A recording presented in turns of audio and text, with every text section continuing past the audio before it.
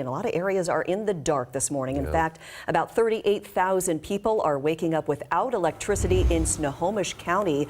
Edmonds police actually asking people to stay off the roads because of those power outages and downed trees. They could be dangerous. We have several reports of those downed trees. Kayla Lafferty tracking this in Linwood this morning on one particularly dangerous stretch of roadway. Kayla, good morning.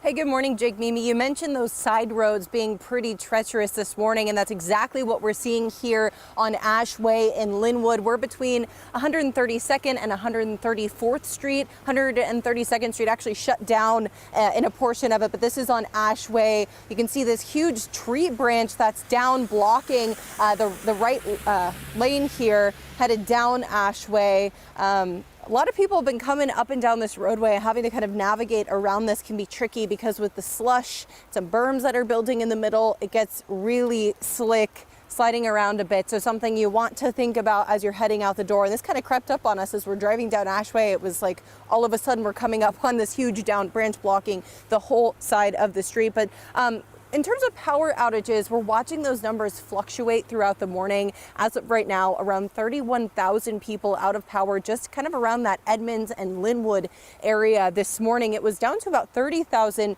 in the last half hour, back up to around 31,000. That gives you an idea just kind of how active everything is as Snohomish PUD is working to restore power to some people, other people losing power again as the snow getting wet is very heavy, causing more trees, more branches to come down and taking out some power lines. So that's just something to be mindful of. If your power is out, they are working to restore it, but it might take some time because they're kind of combating this as it's happening as we speak. So we're going to be live in Snohomish County, keeping you updated throughout the morning here on King 5. So stick with us on air and online.